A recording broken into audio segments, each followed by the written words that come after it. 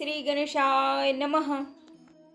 एकादशी व्रत को हरितोष व्रत कहते हैं। भगवान की प्रसन्नता के लिए, हरिजू की प्रसन्नता के लिए एकादशी व्रत रहा जाता है। तो एकादशी व्रत रहते हैं, परम धन्य है, वो हरितोष व्रत है। अब एकादशी व्रत का नियम क्या है और कैसे एकादशी व्रत का फल मिलता है, कई बार चर्चा हुई। बहुत सुंदर तस्मात् शास्त्रम प्रमाणम थे, शास्त्र प्रमाण के अनुसार इसे एकादशी रहनी हो और एकादशी का फल प्राप्त करना हो, उसको ये नियम पालन करना चाहिए। अथते नियमान वच्मि व्रते ह्रस्मिन् दिनत्रये, उसको 3 दिन, एक तो दशमी और एक द्वादशी और फिर बीच में एकादशी, उसको 3 दिन संयम में रहना होता है, तब बीच की एकादशी का उसे फल प्राप्त होता है। जिसे एकादशी व्रत रहना हो उसका नियम है कि दशमी के दिन कांसे के पात्र का त्याग करे। वैष्णव सिद्धांत है कि कभी जिसमें मांस बना उस रसोई का भोजन न ग्रहण करे। मसूर की दाल, चना की दाल, कोदो और कोई भी शाक, शहद, दूसरों का अन्न, दोबारा भोजन और मैथुन, ये दशमी के दिन त्याग दे। एक बार दशमी के दिन भोजन करे 24 घंटे में, क्योंकि एकादशी रहना है।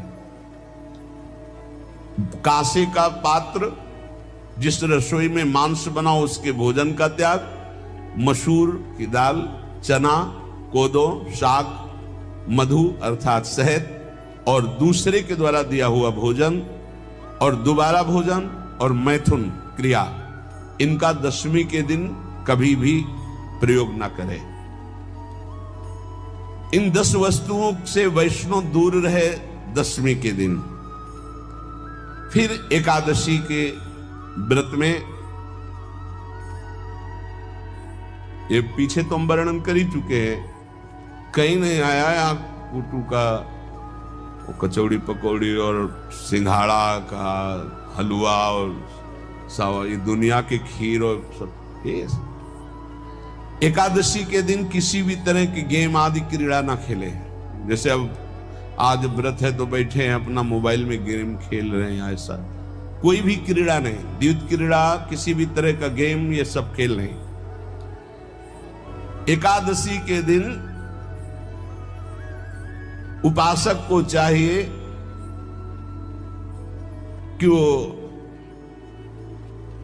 किसी भी तरह की क्रीड़ा, मनोरंजन बिल्कुल नहीं। चनिद्राम, नींद नहीं लेनी उसको, न दिन में न रात में।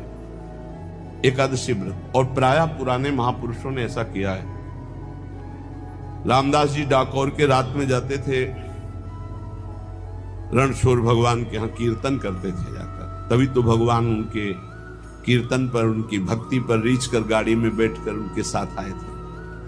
पूरी रात जगकर कीर्तन करना, और दिन में तो सोना ही नहीं। वृक्ष से तोड़कर जो दतून की जाती है एकादशी के दिन नहीं। दूसरे की निंदा करना, चर्चा करना नहीं, अर्थात अधिकतर मौन व्रत धारण करे एकादशी के दिन। पैशून्यम, चुगली करना, स्तेयम, कोई चोरी करना, हिंसाम, वाणी से, शरीर से, मन से किसी को दुख पहुंचाना, रतिम अर्थात भोग करना, मैथुन करना, कोपम, किसी के ऊपर गुस्सा करना, अनत वाक्यम, झूठ बोलना। एकादश्याम विवर्जयेत, एकादशी के दिन ये नहीं करना चाहिए। एकादशी को एक बार कुछ फलाहार शुद्ध, अगर आपके पास कोई व्यवस्था नहीं तो थोड़ा दूध है, जल है, ऐसे आप लेकर, या थोड़ा सा फल ले लिया, थोड़ा सा फल लेकर के प्राण पोषण, एक दिन में मर नहीं जाओगे। कितने तो निर्जला एकादशी रहते हैं, हर एकादशी निर्जला। पूज्य श्री मथुरा दास जी निर्जला ही रहते थे हर एकादशी। चलो भैया आपकी सामर्थ्य नहीं तो जल 2-4 बार ले लो, एक बार थोड़ा सा दूध और फल ले लो, चल जाएगा काम, प्राणों का पोषण हो जाएगा। ये आचरण न करे और एक बार कुछ आहार ले ले, वो भी शुद्ध भगवद अर्पित प्रसाद। फिर द्वादशी को काश्यम मांसम सुराम छौद्रम तैलम वितथ भाषणम व्यायामम च प्रवासम च पुनर्भोजन मैथुने अस्पृश्य स्पर्श मासूरे द्वादश्याम द्वादश त्यजेत। कांस के पात्र में द्वादशी को भी भोजन न पावे, जिस रसोई में मांस बनाओ उसमें आहार न ले, किसी भी तरह का नशा द्वादशी को न करे, शहद न पाए, तेल के बने पदार्थ न पाए, मिथ्या भाषण न करे और बहुत शरीर का व्यायाम न करे, बहुत थकावट वाले कार्य न करे,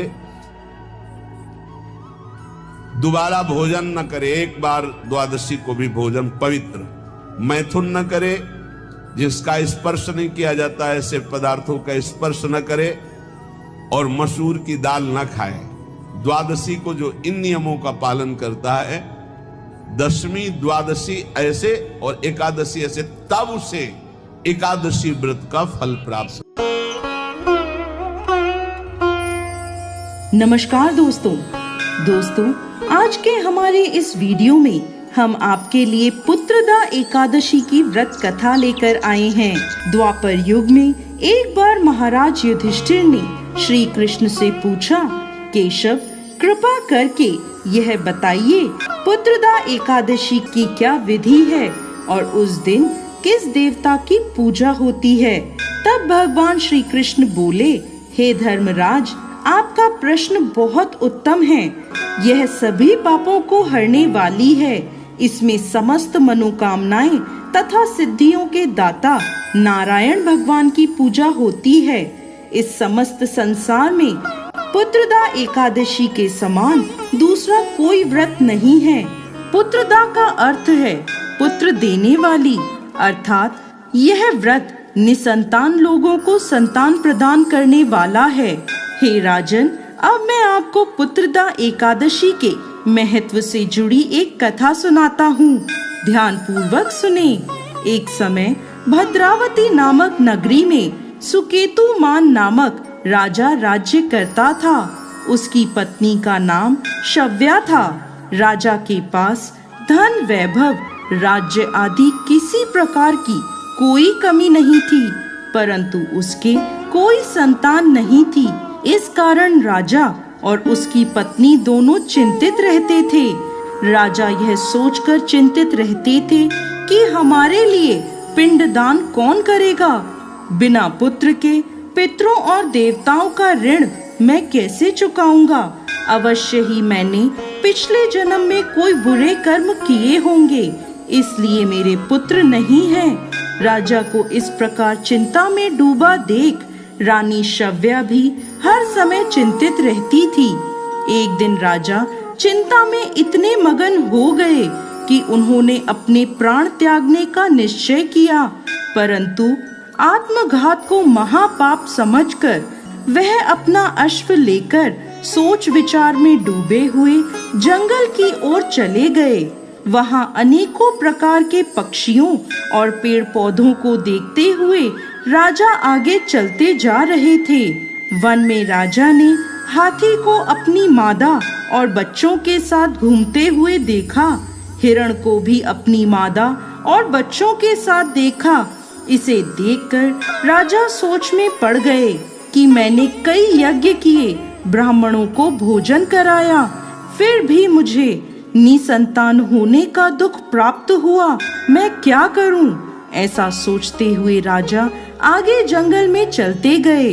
आधा दिन बीत गया। राजा भूख प्यास से व्याकुल थे। पानी की तलाश में वह भटकते हुए एक सरोवर की तरफ गए। उस सरोवर में कमल पुष्प खिले हुए थे तथा बतखें विहार कर रही थीं। राजा ने नजर घुमाकर देखा तो सरोवर की एक ओर मुनियों का आश्रम बना हुआ था। उसी समय राजा के दाएं अंग फड़कने लगे। राजा ने इसे शुभ संकेत समझा और घोड़े से उतरकर उन ऋषियों के आश्रम में गए। आश्रम में पहुंचकर राजा ने ऋषियों को प्रणाम किया और वहां बैठ गए। राजा को देख मुनियों ने पूछा, हे राजन, आपकी क्या इच्छा है? राजा ने पूछा, महाराज, आप कौन हैं और यहाँ किस लिए आए हैं? कृपा कर मुझे बताएं। तब वह ऋषि बोले, राजन, आज से 5 दिन बाद संतान देने वाली पुत्रदा एकादशी है। हम विश्व देव हैं और इस सरोवर में स्नान करने के लिए आए हैं। यह सुनकर राजा बोला, हे महाराज, मेरे कोई संतान नहीं है। यदि आप मुझसे प्रसन्न हैं तो मुझे पुत्र प्राप्ति का वरदान दें। यह सुन मुनि बोले, हे राजन, श्रावण मास की एकादशी का नाम पुत्रदा एकादशी है। यह निसंतान को संतान प्रदान करती है। आप अवश्य पुत्रदा एकादशी का व्रत करें और भगवान की कृपा से आपको पुत्र रत्न की प्राप्ति होगी। मुनि के वचनों को सुनकर राजा को संतोष हुआ और उसने महल में जाकर रानी शव्या को सारी बात बता दी। और पुत्रदा एकादशी के दिन राजा और रानी दोनों ने पुत्र प्राप्ति की इच्छा से पूरे विधि विधान से पुत्रदा एकादशी का व्रत किया और द्वादशी के दिन पारण किया। कुछ दिनों बाद रानी शव्या ने गर्भ धारण किया। 9 महीने पश्चात उनके यहाँ एक अति तेजस्वी पुत्र हुआ। वह राजकुमार अत्यंत सुंदर, यशस्वी और प्रजा का पालन करने वाला राजा बना। श्री कृष्ण भगवान बोले, हे कुंती नंदन, पुत्र प्राप्ति के लिए पुत्रदा एकादशी का व्रत सर्वोत्तम है। जो मनुष्य पुत्रदा एकादशी के महत्व को पढ़ते या सुनाते हैं, वह सांसारिक सुखों को भोग कर अंत में स्वर्ग लोक को प्राप्त करते हैं। पुत्रदा एकादशी का व्रत करने वाले व्यक्ति को सुबह जल्दी उठकर स्नान आदि से निवृत्त होकर संतान प्राप्ति के लिए पति पत्नी दोनों को स्नान के पश्चात पूरे विधि विधान से श्री हरि नारायण की पूजा करनी चाहिए। इसके साथ पुत्रदा एकादशी की कथा सुननी चाहिए और आरती करनी चाहिए। हे भगवान नारायण, इस कथा को कहते, सुनते और हुंकार भरते सब पर कृपा करिए, सबकी मनोकामना पूर्ण करिए। जय श्री हरि नारायण। अगर आपको भी है ईश्वर के अस्तित्व पर आस्था तो कृपया लाइक और सब्सक्राइब करें। कमेंट में लिखें, जय श्री राधे राधे।